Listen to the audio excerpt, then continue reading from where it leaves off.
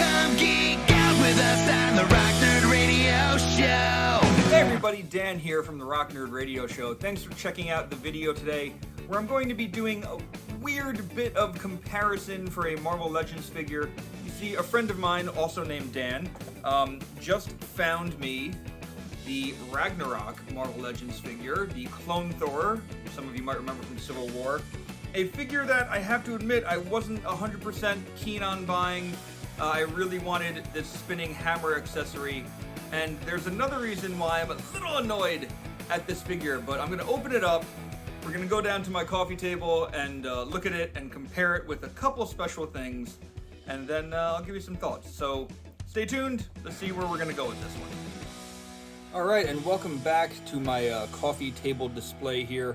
So you can see I already have the Clone Thor, otherwise known as Ragnarok, out on display here, or out of the package here.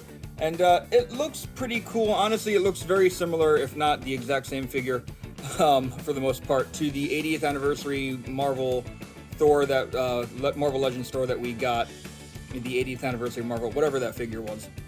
That came out, I want to say 2020, so 2 years ago now. And this idea was actually an idea that I have had for a while now, and something that I even acted on.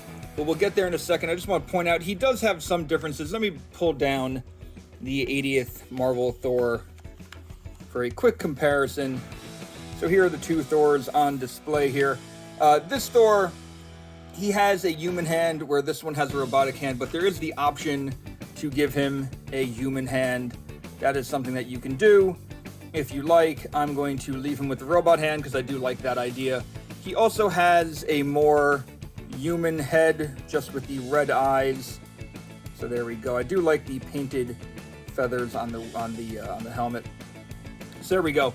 But then, just like the other Thor, he has a Mjolnir, and it looks. Let's see if I can bring them both together. Looks a little darker than this one. They both do have the writing on them. But then he also has this accessory, the spinning Mjolnir accessory. It spins from this point, and you just kind of spin around. Mine doesn't spin super fluidly. It kind of stops at the same point every time. But yeah, it looks pretty cool. And this was honestly the reason why I bought this figure. I want to give this to the 80th anniversary Thor. As a matter of fact, I'll do that right now.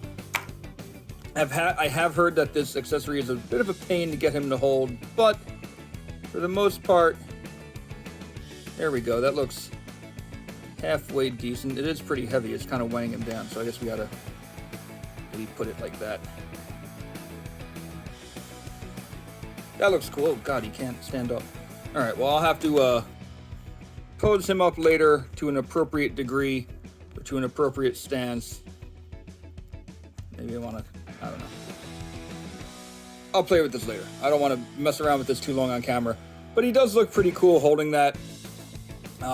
This hammer I'll just kind of stick here, and the Ragnarok hammer will go in his hand. Alright, there we go. So here is Ragnarok holding his hammer. Again, not the real hammer, but looks pretty cool. Alright, I don't think he had... Yeah, no, he didn't have the real hammer in the comics. It was like a makeshift hammer.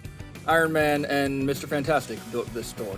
So this does look very cool. I do like it. I'm not going to sit here and say it's a bad figure, but I had this idea a couple years ago, and I made my own Ragnarok Clone Thor a couple years ago. Basically what I did for this one was I took a nuke head from that Marvel Legends nuke figure. I had an extra Thor helmet from, I want to say, the Return of Marvel Legends line Thor, and I made it fit the nuke head. So this was my Clone Thor for a number of years.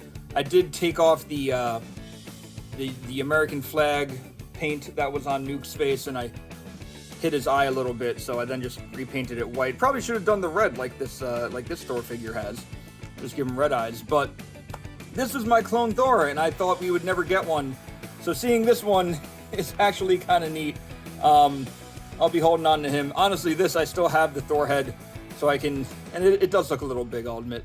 So I can probably just easily put that Thor head back on, and then maybe just go back and sell this or something, and keep this head if I want to, because it is just on a ball joint.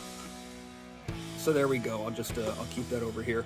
Unless, I really want to have 2 clone Thors running around, I could put the non-smashed up robot head on this one. I don't think I need 2 of these, though. So there's that. So yeah, so overall, it's a pretty good figure.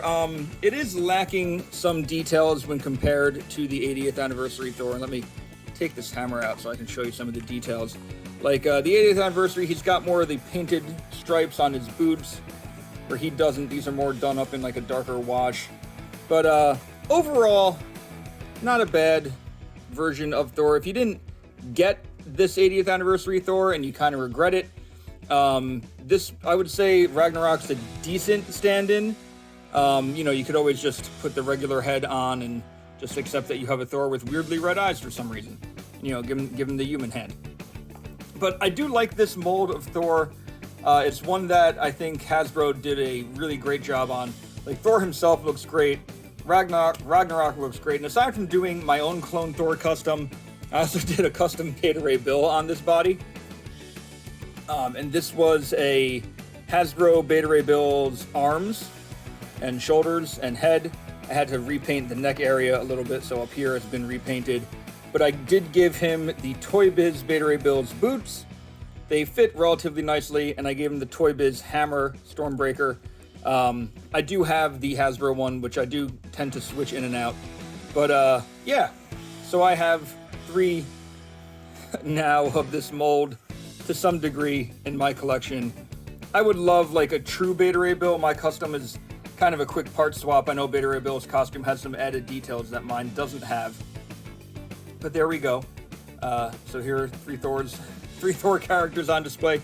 And for one last comparison, just for the heck of it, because when Thor came back and took out Ragnarok in the comics, he wasn't in his classic costume. He was in this costume. This was the San Diego exclusive version of this costume from the Return of Marvel Legends line. And I still really like this Thor. I love this costume. I love this mold. And these 2 look pretty good together, too. So there we go. I have this Thor in my main Thor display, whereas the 80th one is on my Avengers display. But some neat stuff there. I still really like this Thor, even though some of the joints on it are outdated and stuff. But there we go. So just a quick comparison. Once again, I want to give a big shout out to my friend Dan, who you can find on Instagram. He does a lot of customizing.